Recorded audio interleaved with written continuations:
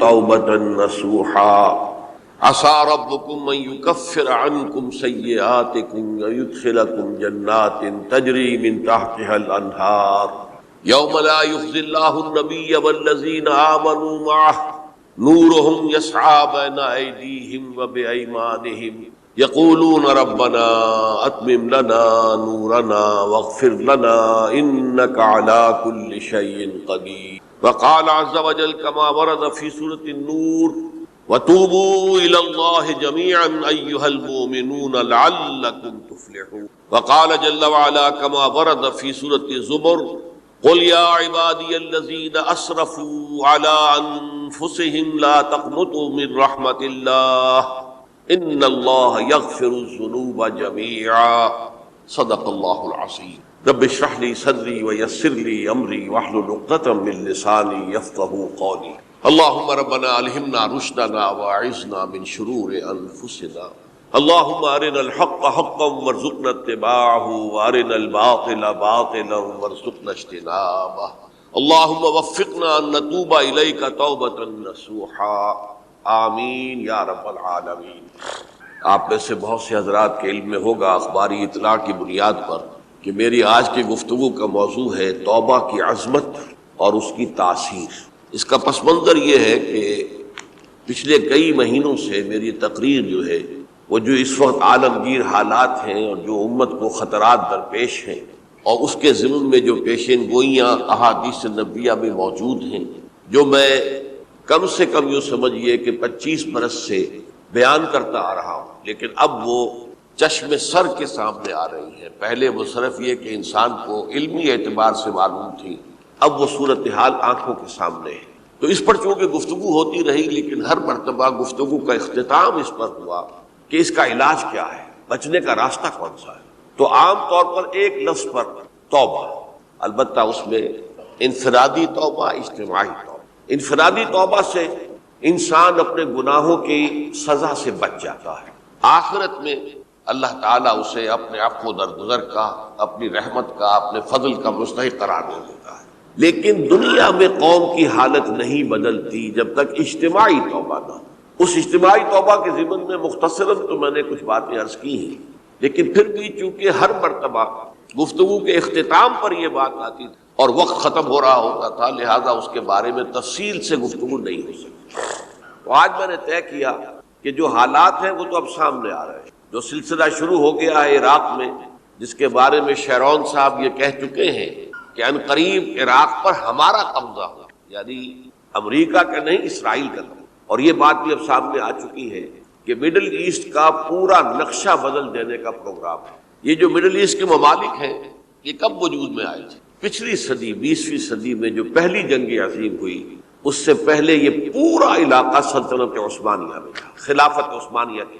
پورا شمالی افریقہ، پورا یہ مغربی ایشیا، حجاز سمیت سارا معاملہ ایک سلطنت، ایک ملک، خلافت کے تحت. پہلی جنگ عظیم کے بعد پھر حصے بکھرے کیے انہوں نے، جیسے کہ مال غنیمت کو بیٹھ کر بعد میں تقسیم کیا جائے کہ اس عالم عرب کے جو ہیں اب ٹکڑے ٹکڑے کر دو اور انہیں باہم تقسیم کرو.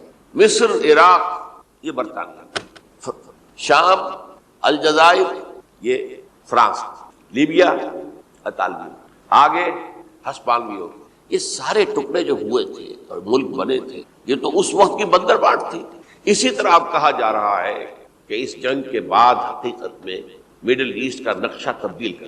یہ صرف چینج آف ریجیم نہیں ہے، چینج آف ریجن ہے، علاقے کا. اور اس کو ہم اپنی اصطلاح میں جب کہیں گے تو گویا کہ ایک عظیم تر اسرائیل کے قیام کا منصوبہ ہے جس پر عمل کا آغاز ہو. ورنہ اس جنگ کی کوئی وجہ سمجھ میں نہیں آئی، کوئی جرم ثابت نہیں ہوا صدام کا. پہلی خلیج کی جنگ میں تو اس کا جرم ثابت تھا، اس نے کویت پر حملہ کیا تھا. اس وقت تو کوئی جرم سرے سے ہے ہی نہیں. ان کے اپنے معائنہ انسپیکٹر جا کر بتاتے رہے کہ کچھ نہیں دیکھا ہم نے، کچھ نہیں پایا. اس حوالے سے سوچئے کہ کیا جواز، کوئی جواز پوری دنیا میں یہ بات تسلیم کی جاتی ہے کہ بلا جواز حملہ، اور کس قدر شدت سے ہے، کتنی طاقت سے ہے، کتنی قوت سے ہے، کتنی فوجیں آئی ہیں، کتنے جو ہے خلیج کے اندر جہاز کھڑے ہوئے ہیں جن پر سے کہ ہوائی جہاز اڑتے ہیں، کتنے چھوٹے چھوٹے جہاز کھڑے ہوئے ہیں، کہاں کہاں سے حملے ہو رہے ہیں. تو اصل میں وہ کتاب الملاحم کے اندر حضور نے جن خبروں کی پیشن گوئی کی تھی وہ اب ہمارے سامنے. اسی طرح پاکستان کا معاملہ ہوتے ہوتے رفتہ رفتہ ہمارے گرد گھیرا تنگ ہو رہا. ہم پر ایک الزام تو وہ کہتے ہیں کہ آپ چاہے لاکھ دفعہ قسم کھا لیں ہم نہیں مانیں گے. شمالی کوریا کو ایٹمی صلاحیت جو ہے وہ آپ نے فراہم، ہمارے پاس ثبوت ہے. اس کے بدلے میں ان سے میزائل ٹیکنالوجی آپ نے، ہمارے پاس ثبوت. اور آپ کشمیر میں کراس بارڈر انفلٹریشن اور ٹیررزم کو روک نہیں سکے، آپ نے نہیں روکا. اور یہ جو ہے فنڈامنٹلسٹ جو ہیں آپ کے ملک میں سر اٹھا رہے ہیں، 2 صوبوں میں ان کی حکومتیں بن گئی ہیں. اس سے تو اندیشہ ہے کہ کہیں ایٹمی صلاحیت جو ہے آپ کی وہ ان کے ہاتھ میں نہ چلی جائے، پھر تو وہ القاعدہ اور ٹیررسٹ کے حوالے پہنچ جائے. لہذا حالات جو ہے بہت دگرگوں ہیں، اور یہی وجہ ہے کہ اس کا عکس ہمیں نظر آتا ہے. بھارت کا جو طرز عمل ہے اس وقت، جس طرح تھریٹننگ انداز اس کا اس وقت ہے، اتنا اس سے پہلے کبھی نہیں. وہ کہتے ہیں کہ جو اصول امریکہ نے اختیار کیا ہے کہ جس ملک سے مستقبل میں کوئی اندیشہ ہے اس پر پہلے سے حملہ کرنے کا حق حاصل ہے. یہ نہیں کہ اس کا کوئی جرم ثابت ہو، ہمیں اندیشہ ہے لہذا ہمیں حملہ کرنے کا حق حاصل. تو اسی طرح پھر ہمیں بھی پاکستان کے اوپر حملہ کرنے کا حق حاصل. بہرحال میں ان میں اب زیادہ وقت صرف نہیں کرنا چاہتا. یہ چیزیں تو اب رائٹنگ آن دی وال کی حیثیت سے ہماری نگاہوں کے سامنے. آج میں چاہتا ہوں کہ اس توبہ کے موضوع پر کچھ عرض کروں، اور اس میں بھی ایک خاص بات جس کی طرف کہ میرا ذہن حال ہی میں منتقل، وہ آج اس میں یوں سمجھیے کہ اضافی طور پر آپ کے سامنے رکھوں. دیکھیے توبہ کے بارے میں قرآن مجید میں بے شمار آیات، اور توبہ جو ہے ہماری دینی تعلیمات کا ایک اہم ستون ہے. میں نے ابھی صرف 3 مقامات سے آیات آپ کو سنائی. یا ایھا الذین آمنوا توبوا الی اللہ توبۃ نصوحا، اہل ایمان اللہ کی جناب میں توبہ کرو خلوص کے ساتھ، اخلاص کے ساتھ. توبۃ النصوح، زبانی کلامی نہیں، توبہ کی تسبیح نہیں، بالفعل. عسیٰ ربکم ان یکفر عنکم سیئاتکم، امید ہے تمہارا رب تمہاری برائیوں کو تم سے دور کر.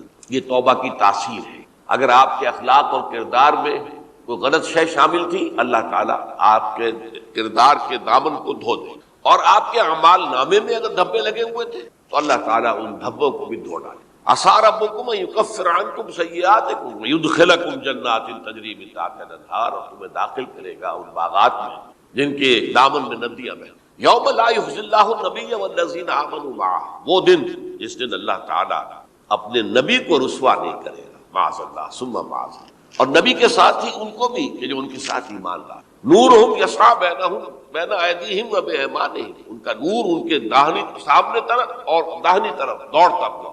نور ایمان قلب سے پھوٹ رہا ہوگا اور وہ سامنے روشنی ڈالے گا. اور نور اعمال صالحہ داہنے ہاتھ کی طرف سے چونکہ عمل کرتے ہیں نیک ہم، تو وہاں سے نور ظاہر ہوگا جو دنیا میں اعمال کی شکل میں کمایا گیا.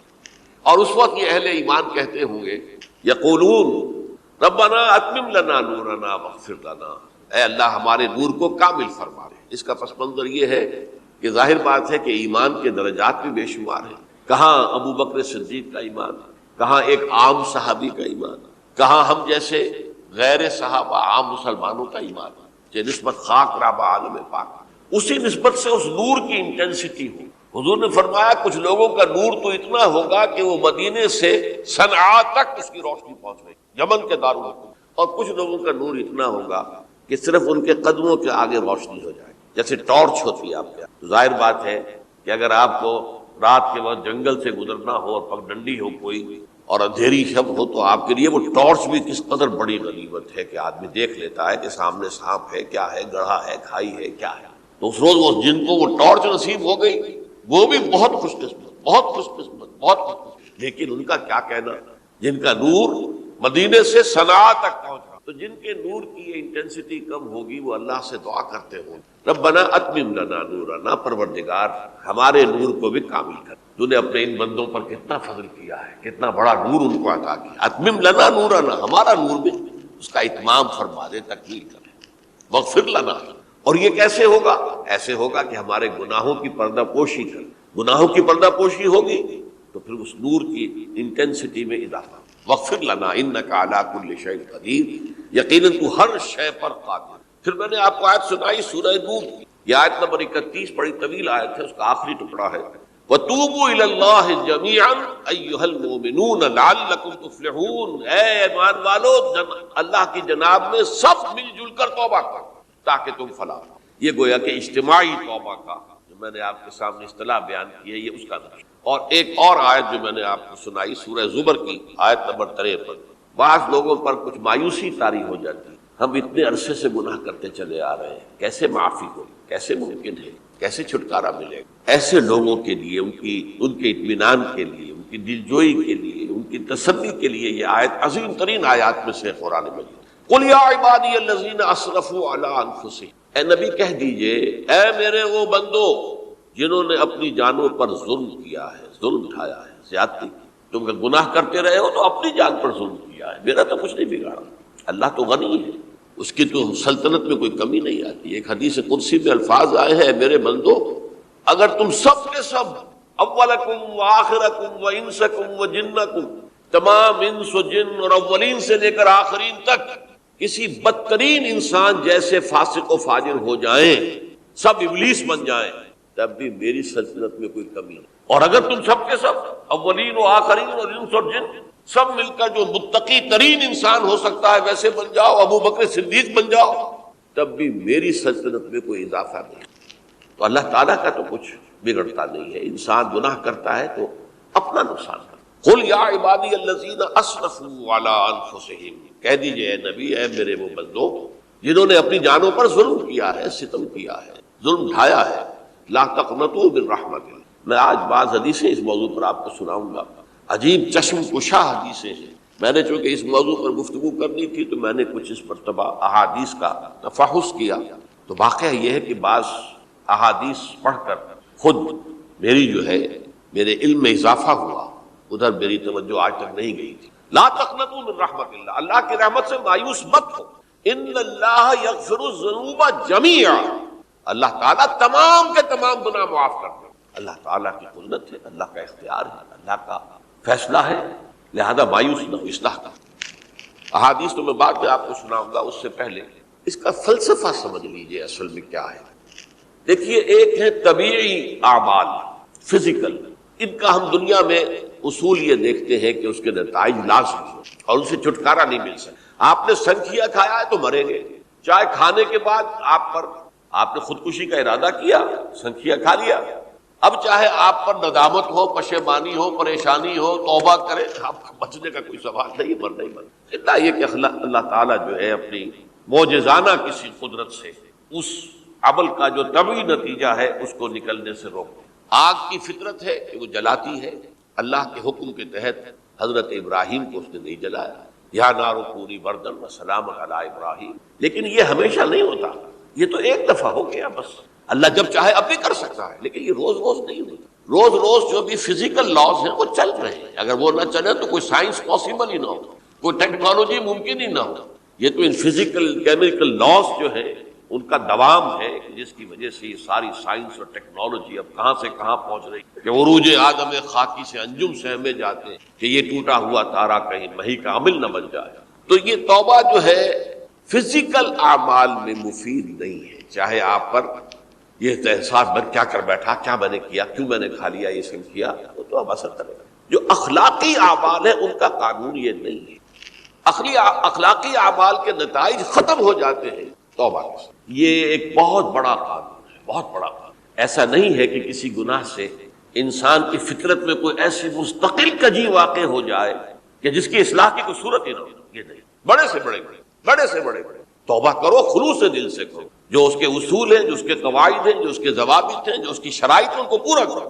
تو بڑے سے بڑے اعمال، برے سے برے اعمال، میں حدیثیں آج آپ کو سناؤں گا، حیران کروں، کیونکہ عام طور پر یہی ہوتا ہے کہ مواعظ میں چونکہ لوگوں کو اصلاح کی ترغیب دلانی ہوتی ہے تو وہ جو انذار کا پہلو ہے اسے زیادہ نمایاں کیا جائے۔ اللہ کی طرف سے شدید ذو انتقام، اللہ انتقام دینے والا، اللہ سزا دینے والا، لیکن یہ دوسرا پہلو جو ہے وہ بھی اپنی جگہ پر بہت اہمیت کا ہے کہ طبیعی اعمال کے نتائج اور عواقب اور اخلاقی اعمال کے نتائج و عواقب یہ ایک جیسے۔ اب اس معاملے میں تاریخ مذاہب عالم میں جو بہت بڑی غلطی ہوئی، بہت بڑی تورات میں حضرت آدم اور حوا علیہ السلام سے جو غلطی اور خطا ہو گئی تھی، آپ اندازہ کیجئے کیا مقام اللہ نے عطا کیا تھا، سارے فرشتوں کو ان کے سامنے سجدہ کروا دیا تھا، اور ایک ہی حکم تو دیا تھا نا کہ اس درخت کے قریب نہ جانا، اور تو ابھی کوئی شریعت نہیں تھی، کوئی لمبے چوڑے احکام نہیں تھے، کھاؤ جہاں سے چاہو اس ایک درخت کے پاس پر، وَلَا تَقْرَبَا هَٰذِهِ الشَّجَرَةَ فَتَكُونَا مِنَ الظَّالِمِينَ، اور وہی کام کر بیٹھے حضرت آدم اور حضرت حوا علیہ السلام۔ کتنا بڑا گناہ، کتنا بڑا، کتنا بڑا۔ لیکن قرآن نے وضاحت کر دی کہ آدم نے توبہ کی، اللہ نے معاف کر دیا۔ اللہ تعالیٰ سے کلمات سیکھے، ندامت دل میں پیدا ہو گئی حضرت آدم کو، لیکن الفاظ نہیں تھے۔ کن الفاظ میں اللہ سے معافی مانگوں، مجھ سے خطا ہو گئی، بہت بڑی غلطی ہو گئی، وہ الفاظ بھی اللہ نے سکھائے۔ فَتَلَقَّىٰ آدَمُ مِن رَّبِّهِ كَلِمَاتٍ، یہ ہے جس میں کہ وہ علامہ اقبال کا ایک شعر ہے ان کے نوجوانی کے دور کا، جس پر میں بھول رہا ہوں کہ داغ دہلوی تھے یا کوئی اور تھے کہ جنہوں نے علامہ سے کہا تھا میاں اس عمر میں، اور یہ شعر ہے، اس بڑی محفل میں بات آئی تھی کہ موتی سمجھ کے شان کریمی نے چن لیے، قطرے جو تھے میرے عرق انفعال کے۔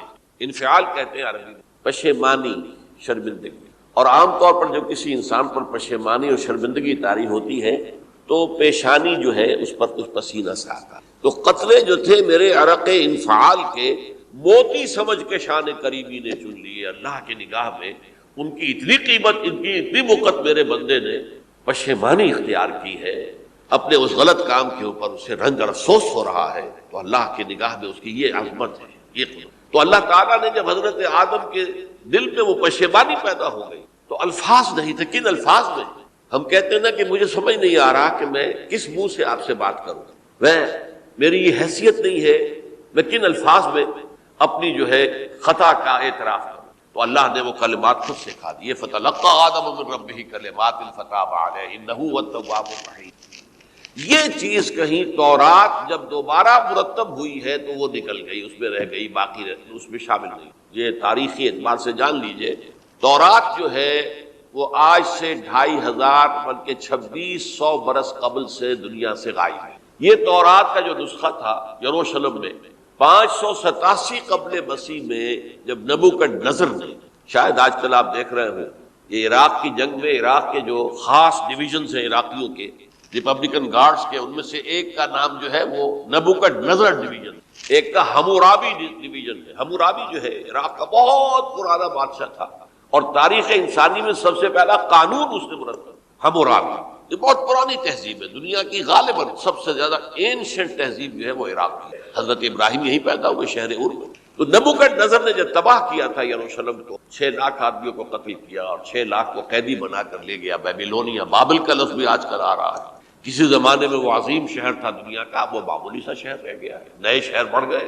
تو اس وقت سے اس نے جب یروشلم میں جو ہیکل سلیمانی حضرت سلیمان کی بنائی ہوئی مسجد تھی اس کو جب گرایا ہے، اس کے بعد سے وہیں پر وہ نسخہ رکھا ہوا تھا تورات، پھر دنیا میں وہ نسخہ اب نہیں۔ یہودیوں کا کہنا ہے کہ موجود ہے مسجد اقصی کے نیچے، وہ جب اس نے گرایا تھا تو جو نیچے تہخانے تھے وہ نہیں گرے تھے، وہ محفوظ رہتے، اوپر ملبہ آ گیا، اور وہیں پر وہ تورات اور وہ تابوت سکینہ جس میں حضرت موسیٰ کا عصا بھی رکھا ہوا ہے اور بہت سے وہ من اور سلوہ کے بھی کچھ نمونے رکھے ہوئے ہیں، وہ تابوت سکینہ اس کا قرآن مجید میں سورہ بقرہ میں ذکر ہے، وہ بھی موجود ہے۔ اور جو ربائی وہاں اس وقت تھے ان کے علماء، ان کی لاشیں بھی وہاں پڑی ہوئی، وہ جب ہم کھدائی کریں گے تو دنیا میں سامنے آئے۔ لیکن بہرحال اس وقت جو مجھے کہنا تھا وہ یہ کہ چونکہ اصل تورات اس وقت گم ہو گئی، 150 سال کے بعد اسے پھر یادداشتوں سے کچھ مرتب کیا گیا تو اس میں غلطیاں پیدا ہو گئی۔ اب انسانی یادداشت کا معاملہ آ گیا، انہی میں سے ایک بڑی غلطی یہ ہوئی، اومیشن یہ ہوئی کہ حضرت آدم نے جو توبہ کی اور اللہ نے قبول فرما لیا، اس کا ذکر اس میں نہیں۔ اس سے نتیجہ عیسائیوں نے کیا اختیار کیا کہ وہ اوریجنل سن کہتے ہیں اسے، وہ جو ابتدائی گناہ تھا عظیم جو ہمارے جد امجد آدم سے سرزد ہوا تھا، اس گناہ کا اثر جو بھی بچہ نسل آدم میں پیدا ہوتا ہے وہ لے کر آتا ہے۔ یہ زمین و آسمان کا فرق ہے۔ اسلام کے نزدیک ہر بچہ جو پیدا ہوتا ہے وہ معصوم ہے، بلکہ مسلم ہے۔ کل مولود یولد علی الفطرہ، جو بھی بچہ پیدا ہوتا ہے وہ فطرت اسلام پر پیدا ہوتا ہے۔ فَأَبَوَاهُ يُهَوِّدَانِهِ أَوْ يُمَجِّسَانِهِ أَوْ يُنَصِّرَانِهِ، یہ تو والدین ہیں اس کے جو اسے مجوسی یا عیسائی یا یہودی بنا لیتے ہیں، ورنہ وہ تو مسلمان ہوتا ہے، فطرت کی کلین سلیٹ لے کر آتا ہے۔ عیسائیت کہتی ہے ہر انسان جو پیدا ہوتا ہے بنیادی طور پر گناہگار ہے، اپنے جد امجد کے گناہ کا بوجھ لے کر آ رہا ہے۔ اب اس کا علاج انہوں نے پھر کیا تجویز کیا، یہ ہے کہ ایک غلطی پر دوسری غلطی اور دوسری پر تیسری غلطی. خشت اول چون حد معمار کج تا سریا بھی رود دیوار کج. اب اللہ نے جب دیکھا اب تو ہر بندہ جو ہے آدم کی اولاد کا بنیادی طور پر پیدائشی طور پر گناہ گار ہے، تو اب کیا کیا جائے؟ تو اللہ نے اپنا اکلوتا بیٹا، صلبی بیٹا مسیح یسوع اسے زمین پر بھیجا. یہ الفاظ میرے ہیں کہ اسے قربانی کا بکرا بنا کر اور ان سب کی طرف سے قبول کر لیا، گناہ گاروں کی طرف سے، کہ ان کے گناہ کا کفارہ ہو جائے گا جو عیسیٰ کو مانا. یہ عقیدہ ہے عیسائی. جڑ کیا ہے کہ گناہ ہو گیا تو گناہ کا اثر تو رہے گا. قرآن یہ کہتا نہیں، اللہ دھو دیتا ہے. تمہاری سیرت و کردار کے اوپر بھی جو داغ ہیں دھل جائیں گے، اور تمہارے نامہ اعمال میں جو دھبے ہیں وہ بھی دھل جائیں گے. توبہ کرو، توبوا الی اللہ توبۃ نصوحا، کرو وہ توبہ کے جو بالکل خلوص دل کے ساتھ. اب میں ذرا آپ کو کچھ احادیث سنا. ایک طرح کا یہ تبشیر کا پہلو ہے آج ہماری گفتگو میں کہ جو نمایاں ہوگا. یہ بعض احادیث تو چھوٹی چھوٹی ہیں اور یہ بہت مرتبہ میری گفتگو میں آ چکی ہیں، صرف اس وقت حوالہ دے کر گزر جاؤں گا. یہ ترمذی اور ابن ماجہ میں حضرت انس ابن مالک رضی اللہ تعالی عنہ سے روایت ہے. حضور نے فرمایا کل بنی آدم خطاؤون وخیر الخطائین التوابون. تمام بنی آدم خطا کار ہیں. خطا کار بھی نہیں، بہت خطا کار ہیں، بہت خطا کار ہیں. لیکن ان خطا کاروں میں بہتر لوگ وہ ہیں تو خوب توبہ کر. غلطی ہو گئی توبہ کر. اور ایک اور حدیث میں آپ کو بتاؤں گا کہ یہ نہیں ہے کہ پھر کبھی وہ غلطی نہ ہو. اس وقت آپ یہ لگا لیں اپنے اوپر یہ کام میں نے نہیں کرتا اور ایک دفعہ وہ کام چھوڑ دیں تو توبہ ہو گئی. پھر اگر کچھ عرصے کے بعد پھر کہیں آپ جذبات کی رو میں بہہ گئے، پھر کہیں کوئی برے اثرات جو ہے وہ پڑے، پھر غلطی، کوئی بات نہیں، پھر ہو گیا، پھر توبہ کرنا. تواب اسی لیے کہا بار بار بار بار بار بار توبہ کرنا. تو کل بنی آدم خطاؤون وخیر الخطائین التوابون. دوسری حدیث یہ بھی ابن ماجہ اور بہقی میں ہے، حضرت عبداللہ ابن مسعود رضی اللہ تعالی عنہ. التائب من الذنب کمن لا ذنب له. گناہ سے توبہ کرنے والا ایسے ہے جیسے اس نے کبھی گناہ کیا ہی نہیں. دھل جاتی ہے، تختی دھل گئی. بچے نے تختی لکھی تھی، اس کو دھو دیا، ختم ہو گئی. ایک حدیث تو پڑھ کر میں بھی چونکا. یہ اصل میں اسلوب ہے بیان کا، بتانے کے لیے کہ تمہارے دلوں کے اندر مایوسی کا غلبہ نہ ہو. مایوس اصل میں جو ہے مایوسی یہ ابلیسیت ہے، نوٹ کر لیجیے. مایوسی ابلیسیت کی کا عکس. مبلس کہتے کسے جو مایوس ہو گیا. ابلیس سب سے بڑھ کر مایوس جو ہے وہ ابلیس. اسے معلوم میرا چھٹکارا تو نہیں ہے، لہذا میں جتنوں کو اپنے ساتھ لے کر جہنم میں جھونک دوں یہی میری کمائی ہے، میں نے تو بچنا نہیں. تو ابلیس کہتی ہے اس کو جو انتہائی مایوس، مبلس، جو رحمت خدا بندی سے مایوس ہو. اب اس کو دور کرنے کے لیے حدیث سنیے، اور یہ حدیث مسلم شریف کی ہے صحیحین کے اندر. حضرت ابو ہریرہ سے حضور فرماتے ہیں والذی نفسی بیدہ، قسم ہے اس ذات کی جس کے ہاتھ میں میری جان ہے، لو لم تذنبوا، اگر تم لوگ گناہ نہ کرتے، لذهب اللہ بکم، تو اللہ تعالیٰ تمہیں لے جاتا کہیں اور، ولجاء بقوم یذنبون، اور پھر کسی ایسی مخلوق کو پیدا کرتا ہے جو گناہ کرتے، فیستغفروا اللہ، اور پھر وہ اللہ سے استغفار کرتے اور توبہ کرتے، فیغفر لہم، اور اللہ تعالیٰ انہیں معاف کرتے. تو میں نے عرض کیا کہ یہ بعض چیزیں ہوتی ہیں کہ جن کا واقع سے کوئی تعلق نہیں ہوتا، لیکن ایک زور بیان کے لیے ایک بات کو ایمفیسائز کرنے، جیسے قرآن مجید میں آتا ہے اے نبی کہہ دو ان کان للرحمن ولد فانا اول العابدین، اگر اللہ کا کوئی بیٹا ہو تو میں سب سے پہلے میں اس کو، جب میں اللہ کو پوچھتا ہوں تو اللہ کا اگر کوئی بیٹا ہوتا تو کیا میں اسے نہ پوچھتا؟ لیکن نہیں ہے. اب یہ نہیں ہے، نفی کے لیے زور دیا کہ اگر اللہ کا کوئی بیٹا ہوتا، لو کان للرحمن ولد فانا اول العابدین. اسی طرح یہ ہے کہ اگر انسان گناہ نہ کرتے اور گناہ کے بعد توبہ کر کے اللہ تعالیٰ کی شان غفاری کا ظہور نہ ہوتا. یہ بھی ایک عجیب فلسفے کی بات ہے. اللہ نے یہ کائنات کیوں پیدا کی؟ قرآن مجید میں اس کو براہ راست ایڈریس نہیں کیا گیا اس وقت میرے علم کی حد تک. ہو سکتا ہے کہیں بہت خفی انداز میں ہو اور ابھی تک میری نگاہ سے بھی جو ہے وہ چھپا رہ گیا، ہو سکتا ہے. قرآن مجید کے غامض نکات ایسے ہو سکتے. کوئی شخص، میں تو کہتا ہوں کہ اگر کوئی شخص کہتا ہے میرے بارے میں، ایک عالم دین نے کہہ دیا تھا کہ اسے قرآن پر بڑا عبور حاصل ہے، تو میں نے انہیں پیغام پہنچایا، جن صاحب نے مجھے ان کا یہ جملہ سنایا تھا کہ آپ نے قرآن کی توہین کی. قرآن پر عبور کسی انسان کو نہیں. عبور کا مفہوم کیا ہے؟ دریا کے دو کنارے ہیں، آپ اس کنارے سے اس کنارے چلے گئے تو آپ نے عبور کیا دریا. قرآن کے کنارے ہیں ہی نہیں، لا پیدا کنار.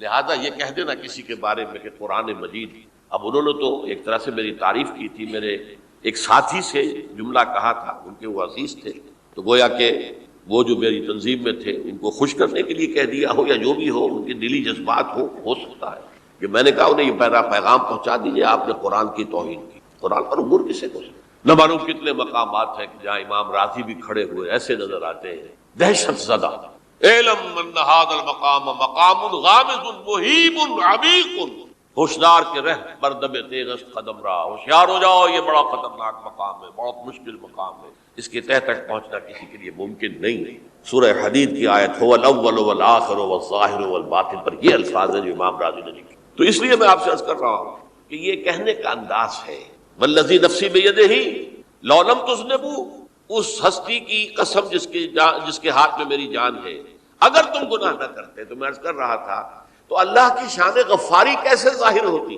اللہ نے کائنات کیوں پیدا کی؟ کنت کنزا مخفیا فاحببت ان اعرف فخلقت الخلق۔ محدثین کرام اگرچہ اس حدیث کی سند کو پختہ نہیں مانتے، لیکن اکثر مفسرین نے اس کو تسلیم کیا ہے۔ علامہ آلوسی نے تسلیم کیا کہ میں ایک چھپے ہوئے خزانے کے مانند تھا۔ اب خزانہ کہیں پڑا ہے، اس کا کیا حاصل کیا ہے؟ وہ تو کہیں کھلے، کسی کے پاس جائے، کوئی اسے فائدہ اٹھائے تب تو کوئی فائدہ ہوا نہیں۔ تو کن تو کنزا مخفیا، میرے اندر طاقت تھی، قوت تھی، خلاقی تھی، میری شان ساری میرے اندر ہی اندر تھی نا۔ کن تو کنزا مخفیا فاحببت ان اعرف، تو میں نے یہ چاہا کہ مجھے پہچانا جائے، فخلقت الخلق، تو میں نے خلق کی تخلیق کی، اب مجھے پہچانو اس کائنات کو، یہ میری تخلیق ہے، آؤ دیکھو۔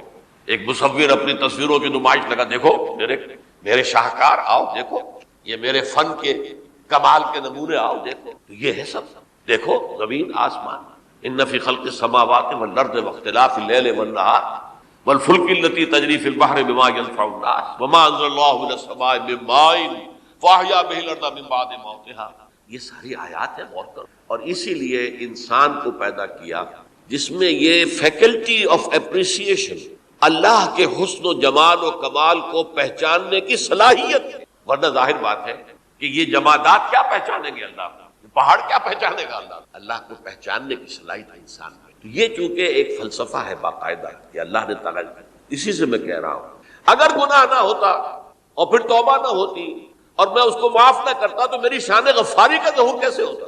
میری شان ہے، غفار بھی ہوں، ستار بھی ہوں، اس کا ظہور کیسے ہوتا؟ تو والذی نفسی بیدہ لو لم تذنبوا لذهب اللہ بکم ولجاء بقوم یذنبون فیستغفروا اللہ فیغفر لهم، اگر تم لوگ گناہ نہ کرتے تو اللہ تمہیں ختم کر کے کوئی اور ایسی مخلوق پیدا کرتا کہ جو گناہ کرے اور پھر وہ توبہ کرے اور اللہ اسے۔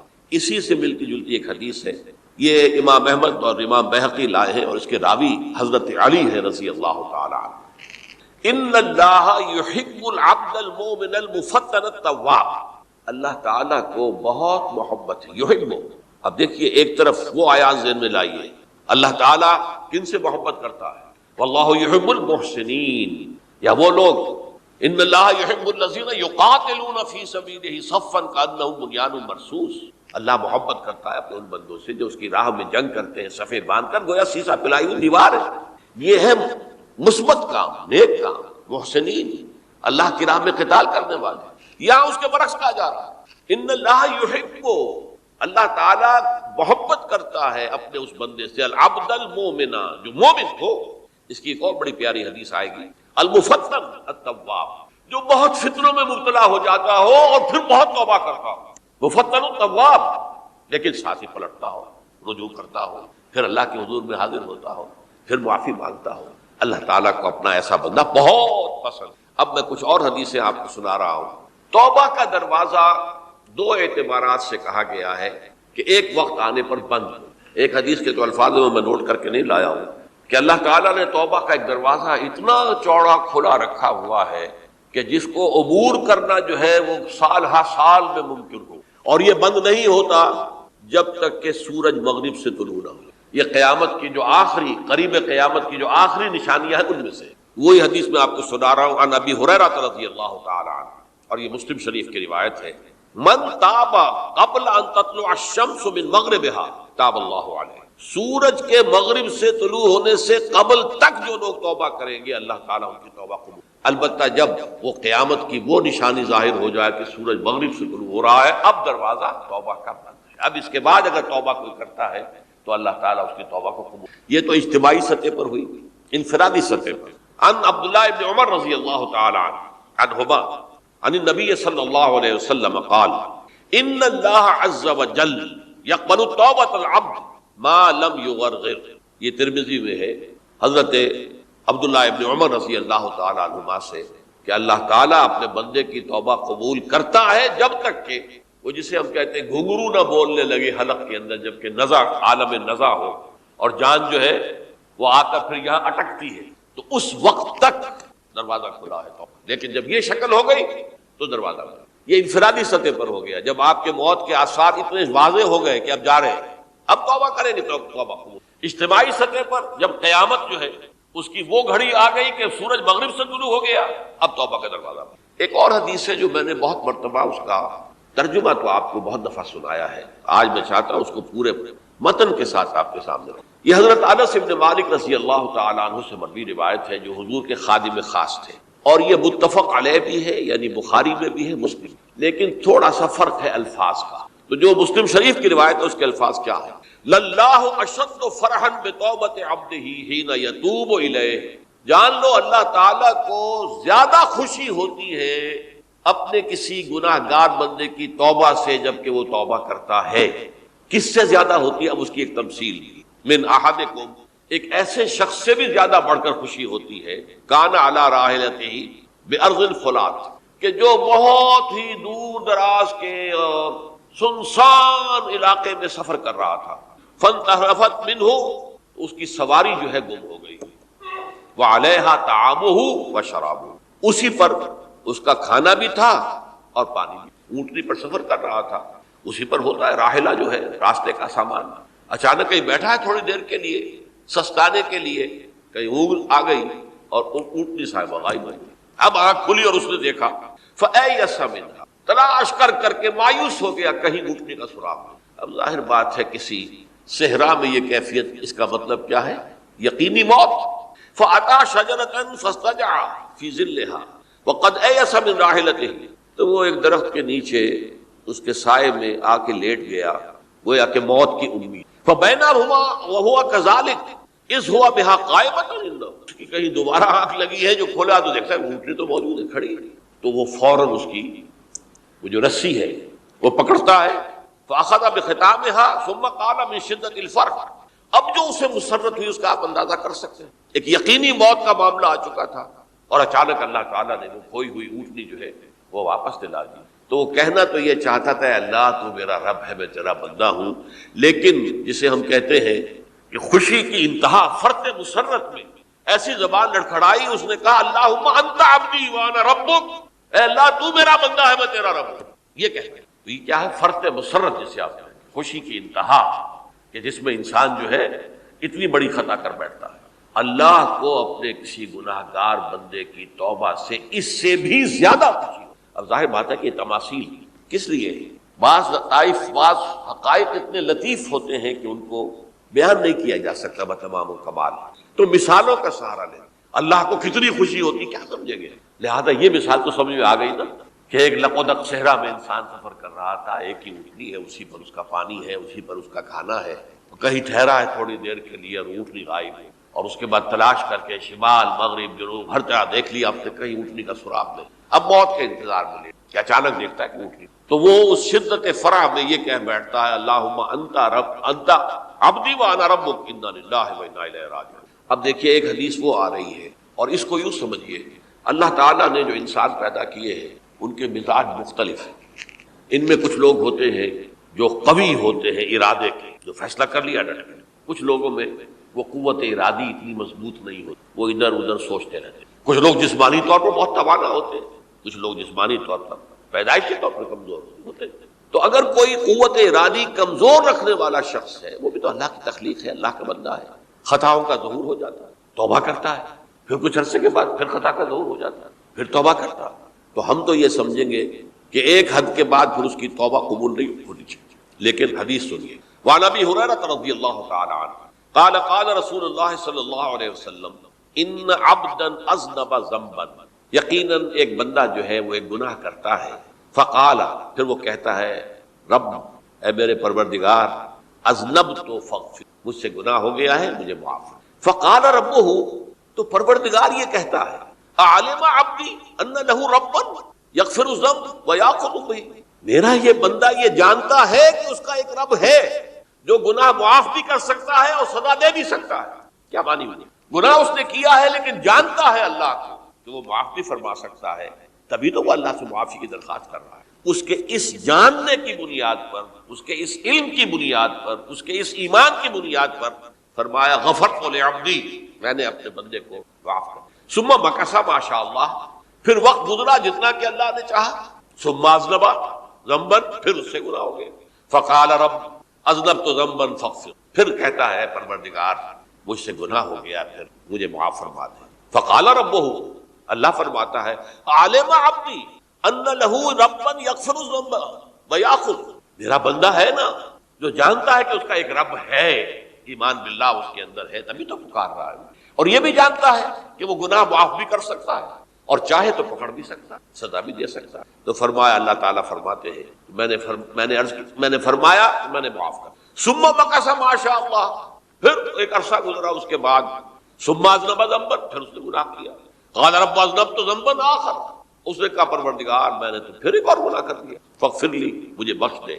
فقال اعلم عبدی ان لہ ربا یغفر الذنب ویاخذ بہ، میرا بندہ جانتا ہے نا کہ اس کا ایک رب ہے جسے وہ پکار رہا ہے، کہ اور وہ جانتا ہے کہ اسے اختیار حاصل ہے کہ چاہے تو بخش دے اور چاہے تو پکڑ لے۔ اس کے اس علم، اس ایمان کی بنیاد پر میں نے اسے معاف کر دیا۔ ایک اور حدیث، میں نے چونکہ اس گفتگو کے لیے ان احادیث کا تفحص کیا ہے، یہ تو بہت ہیں حدیثیں، میں نے ان میں سے کچھ چنی ہیں۔ ہمارے بعض واعظ ناصح وہ بھی کسی شخص کو روکتے رہے، برائیوں سے روکتے رہے، نہیں رکتا تو کہیں غصے میں آ کے اللہ تجھے کبھی معاف نہیں کرے گا۔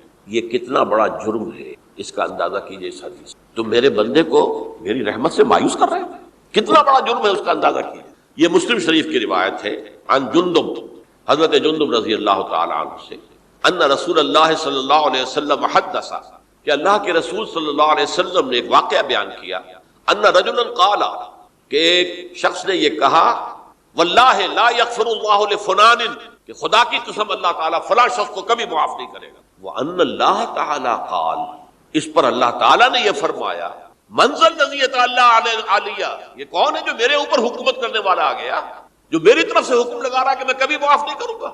من ذا الذی، کون ہے وہ شخص، الذی یتعالی علیہ انی لا اغفر لفلان، کہ میں فلاں شخص کو کبھی معاف نہیں کروں گا۔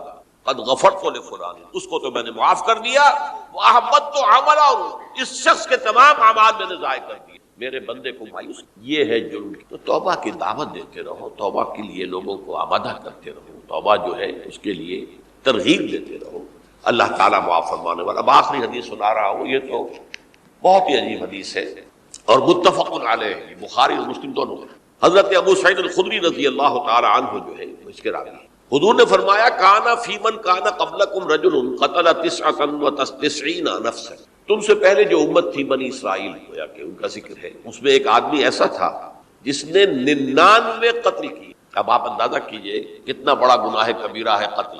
قرآن مجید میں آتا ہے وَكَأَنَّمَا قَتَلَ النَّاسَ جَمِيعًا، اگر ایک انسان کو بھی ناحق قتل کر دیا گیا تو یہ ایسی ہے گویا کہ اس نے پوری نوع انسانی کو قتل، اس نے 99 قتل کی۔ فَهَلْ لَهُ مِن تَوْبَةٍ، پھر اس کے بعد یہ ہوا کہ اس کے اندر توبہ کا جذبہ پیدا ہوا۔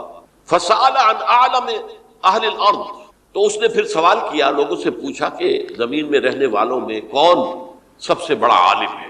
فَدُلَّ عَلَى رَاهِبٍ، تو اسے بتایا گیا فلاں راہب فلاں جگہ پر ہے، وہ بہت نیک ہے، بڑا عالم ہے۔ فَأَتَاهُ، وہ اس کے پاس آیا، فَقَالَ أَنَّهُ قَتَلَ 99 نَفْسًا فَهَلْ لَهُ مِن تَوْبَةٍ، انہوں نے کہا دیکھیے راہب صاحب، میں نے 99 انسان قتل کی، اب مجھے یہ بتائیے کہ میرے لیے توبہ کا کوئی امکان ہے؟ فقال لا، اس نے کہا نہیں۔ فقتلہ، اس نے اس کو بھی قتل کر دیا۔ فکمل بہ 100، اپنی سینچری مکمل کر لی، مطلب 99 کے بعد ایک کی کسر تھی، اس کو بھی قتل کیا، 100 پورے کر لیے۔ ثم سأل عن عالم اہل الارض، پھر اس نے پوچھا کوئی اور، کوئی بڑے عالم انسان ہو۔ فدل علی رجل عالم، پھر اس کی رہنمائی کی گئی ایک بڑے عالم شخص کی طرف۔ فقال انه قتل 100 نفس، تو اس نے وہاں جا کر کہا کہ میں 100 انسان ہلاک کر چکا ہوں، قتل کر چکا ہوں۔ فهل له من توبہ، میرے لیے توبہ کا کوئی امکان ہے؟ فقال نعم، کہا کیوں نہیں، 100 قتل کیے تب بھی کیا، توبہ کا راستہ دروازہ کھلا ہوا، معلوم یغرغر، جب تک کہ وہ گھنگرو نہیں بج رہا اس وقت تک تمہارے توبہ کا دروازہ کھلا ہوا ہے۔ فرمایا نعم ومن یحول بینہ وبین التوبہ، تمہاری توبہ کے درمیان اور تمہارے درمیان کون حائل ہو سکتا ہے؟ توبہ کا دروازہ کھلا ہے۔ لیکن ساتھ ہی کہا انطلق الی ارض کذا و کذا، اب تم ایسے کرو جہاں تم رہتے ہو وہاں نہ جاؤ واپس، وہاں کا ماحول اچھا نہیں ہے، معاشرہ اچھا نہیں ہے، ہو سکتا ہے کہ تم توبہ پر قائم نہ رہ سکتے، تم فلاں جگہ چلے جاؤ وہاں اچھے لوگ آباد ہیں، ان میں جا کے رہو۔ فإن بها اناسا یعبدون اللہ تعالی، وہاں ایسے لوگ آباد ہیں جو اللہ کی بندگی کرتے ہیں، فاعبد اللہ معہم، تو تم ان کے ساتھ مل کر اللہ کی بندگی اور پرستش کرو، ولا ترجع الی ارضک، اپنی زمین کی طرف اپنے وطن میں واپس مت جاؤ، فإنها ارض سوء، وہ بری جگہ ہے۔ فانطلق، تو وہ چل پڑا، ہجرت کر رہا ہے، اس جگہ جا رہا ہے جہاں کا راہب نے بتایا تھا۔ حتی اذا نصف الطریق، جب آدھا راستہ اس نے پورا کر لیا، اتاہ الموت، موت آ گئی، فاختصمت فیہ ملائکۃ الرحمت و ملائکۃ العذاب، اب وہ جہنم کے فرشتے بھی آ گئے اس کی جان قبض کرنے کو اور جنت کے بھی آ گئے۔ فقالت ملائکۃ الرحمہ، رحمت والے جو فرشتے ہیں جنت والے، انہوں نے کہا جا تائبا مقبلا بقلبہ اللہ تعالی، یہ شخص توبہ کر کے اللہ تعالیٰ کی طرف ہجرت کر رہا تھا، اس لیے اس کی نیت کی بنیاد پر اب یہ جنتی ہے، لہذا اس کی روح ہم قبض۔ وقالت الملائکۃ العذاب، اور وہ جو عذاب والے فرشتے ہیں وہ کہیں گے انہ لم یعمل خیرا قط، تو نے توبہ کے بعد کوئی یہ نیک عمل تو کیا ہی نہیں، تو کس بنیاد پر اس کو تم جنت میں لے جاؤ گے؟ اس کو تو دوزخ میں جانا چاہیے۔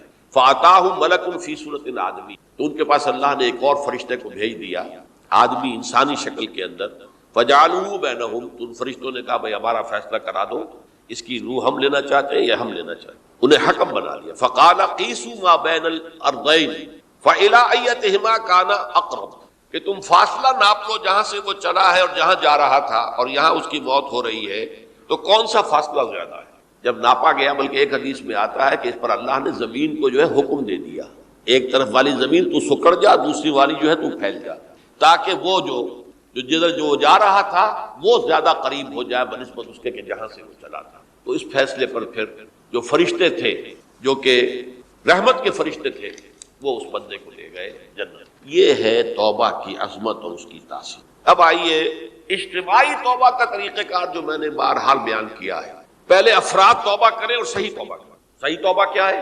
ہماری زندگیوں میں کوئی حرام شے ہے فوراً نکال پا، ہماری معاشرت میں اور اس معاشرے میں رہتے ہوئے جو قانون ہے جس کے ہم پابند ہیں، ہم کسی زانی کو رجم نہیں کر سکتے، ناممکن ہے، یہ تو قانون ہی بنے گا تب ہوگا۔ ہم کسی چور کا ہاتھ نہیں کاٹ سکتے، تو قانون بنے گا تو ہوگا۔ تو ہم جن چیزوں پر عمل نہیں کر سکتے قانوناً، ان کے علاوہ باقی پوری شریعت جس پر عمل کیا جا سکتا اس پر عمل پیرا۔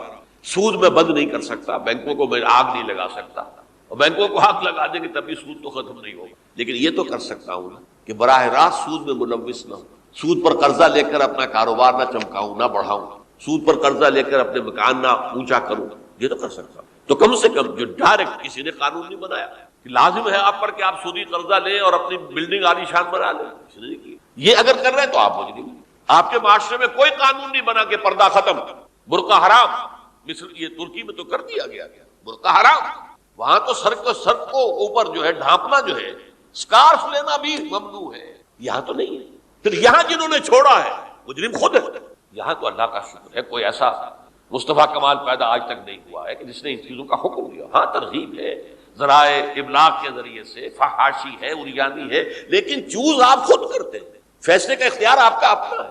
تو جن چیزوں کے اندر بھی گناہ سے بچنے کا امکان ہے اس کو عملاً ترک کیا جائے، اور نمبر 2 عزم مصمم کر لیا جائے کہ اللہ اب بقیہ زندگی جتنی بھی ہے اس میں اپنی توانائیاں، اپنی قوتیں، اپنی صلاحیتیں صرف کروں گا تیرے دین کی تبلیغ اور تیرے دین کے قائم کرنے کی جدوجہد۔ عزم مصمم، یہ لوگ اگر 14 کروڑ میں 14 لاکھ بھی ہو جائیں، بہرحال 2-4 کی توبہ کرنے سے ملک کی قسمت نہیں بدلتی، معتدل تعداد کے اندر جو ہے یہ لوگ اگر ایسے ہو جائیں اور پھر یہ کہ وہ مل کر اگر زور لگائیں تو واقعتاً شریعت اسلامی کا نفاذ ہو سکتا، اللہ کا نظام قائم کیا جا سکتا۔ یہ ملک بنایا اسی لیے گیا۔ تو یہ توبہ کا جو ہے اجتماعی توبہ کا یہ پوری تفصیل تو میں بارہا بیان کر چکا ہوں۔ آج جو میں نے کہا تھا کہ ایک بات کی طرف میرا ذہن حالیہ منتقل ہوا، اس سے پہلے نہیں ہوا۔ یہ توبہ کرنے والے لوگ جب تک 14 لاکھ نہیں ہے، 1400 ہی ہو، لیکن یہ اگر دعا کریں گے اللہ تعالیٰ کے خلوص کے ساتھ تو ان کی دعا قبول۔ دعا بہت بڑی ہے، الدعاء مخ العبادات، ٹھیک ہے، بڑا لمبا راستہ لگتا ہے یہ کہ 14 لاکھ انسان توبہ کرے یا 2 لاکھ یا 3 لاکھ انسان توبہ کرے، صحیح معنی میں توبہ کرے، اور پھر وہ جمع ہو، ایک طاقت بنے، تن من دھن لگانے کے لیے، جانے دینے کے لیے تیار ہو جائے۔ تو لگتا ہے یہ کہ کافی لمبا ہے کہ دراز و دور دیدم رہو رسم پارس آئی، یہ تو بڑا لمبا راستہ ہے۔ اسی سے لوگ کہتے ہیں کہ پھر کیا حل ہوا؟ تو حل جو ہے تو کوئی عملی حل تو نہیں ہوا، اس میں میرا ذہن منتقل ہوا ہے دعا۔ اجیب دعوت الداعی اذا دعان امن یجیب المضطر اذا دعاہ، بھلا وہ کون ہے جو کسی مضطر کسے کہتے ہیں؟ ایک شخص نہایت پریشان حال ہو گیا ہو، نہایت پریشان حال، اور میں اللہ کو پکارے، پروردگار تو میری دستگیری، اللہ کسی اور طرف مجھے کوئی توقع نہیں رہا، کوئی نہیں رہا جس سے مجھے کوئی ہوئی۔ یہ مضطر اضطرار کی حالت میں آ کر جب بالکل بے چین ہو کر اللہ کو پکارتا ہے تو اللہ اس کی دعا کو، اور دعا کی حد یہاں تک بھی آتے ہیں الفاظ کہ لا یرد البلاء قضاء الا بالدعاء۔ تقدیر الہی کو بھی اسی لیے 2 حصوں میں تقسیم کیا گیا، تقدیر مبرم، ایک تو اللہ کا وہ فیصلہ ہے جو ٹل نہیں سکتا کسی صورت میں، ایک تقدیر معلق ہوتی ہے تو صحیح اللہ کا فیصلہ لیکن اس میں تبدیلی ہو سکتی ہے۔ یہ جو تقدیر معلق ہوتی ہے اس میں دعا انتہائی مؤثر شے ہے، لا یرد البلاء الا لا یرد القضاء الا بالدعاء، قضا جو ہے وہ نہیں بدل سکتی سوائے دعا۔ اس دعا کی تو کم سے کم ہم منادی کریں، لیکن پہلے شرط وہی ہے، ورنہ وہ دعا نہیں ہے، ورنہ وہ توبہ نہیں ہے۔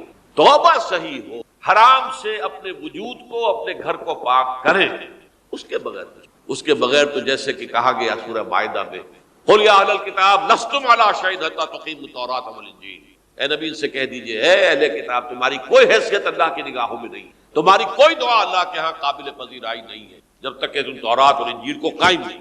لہذا دعائیں تو نہ بنو، 30 لاکھ آدمی جو ہے حج کے موقع پر کیسی کیسی دعائیں مانگتے ہیں، کہاں جا رہی ہیں دعائیں، کہاں ہیں ان کی قبولیت کے آثار؟ توبہ صحیح ہو، اور توبہ کے بارے میں آج میں نے امکانی حد تک آپ کے سامنے آج ترغیب و تشویق کا پہلو رکھا۔ مایوسی، اس کو کہا بھی جاتا ہے مایوسی کفر ہے، اور میں نے آپ سے کہا آج کہ لا تقنطوا من رحمت اللہ ان اللہ یغفر الذنوب جميعا، 99 قتل کیے ہوں، 100 قتل کیے ہوں، تب بھی توبہ کرو گے تو اللہ توبہ قبول فرمائے، اور کس شان کے ساتھ قبول فرمائے گا اس حدیث کے اندر آیا، متفق علیہ حدیث، صحیح بخاری اور صحیح مسلم۔ تو اگر ہم اس توبہ کی منادی کریں نمبر 1، اور جو لوگ توبہ کریں صحیح معنی میں، ایک طرف تو وہ جد و جہد شروع کر دیں اللہ کے دین کے قائم کرنے کی جد، اس میں پیچھے نہ رہے، لیکن اس اثناء میں جو دعائیں وہ کریں گے، اللہ تو نے یہ ملک ہمیں عطا کیا، ہم نے اپنے زور بازو سے اسے نہیں حاصل، یہ سلطنت خدا داد پاکستان، اور اے اللہ اے خاصان رسول وقت دعا ہے، امت پہ تیری آنکھ یا جب وقت، میں اپنے احساسات جو ہیں آپ کے سامنے الفاظ میں بیان نہیں کر سکتا۔ یہ جب یروشلم کی تباہی ہوئی تھی جس کا میں نے ذکر کیا ہے، 6 لاکھ انسان قتل ہوئے تھے، اور 6 لاکھ کو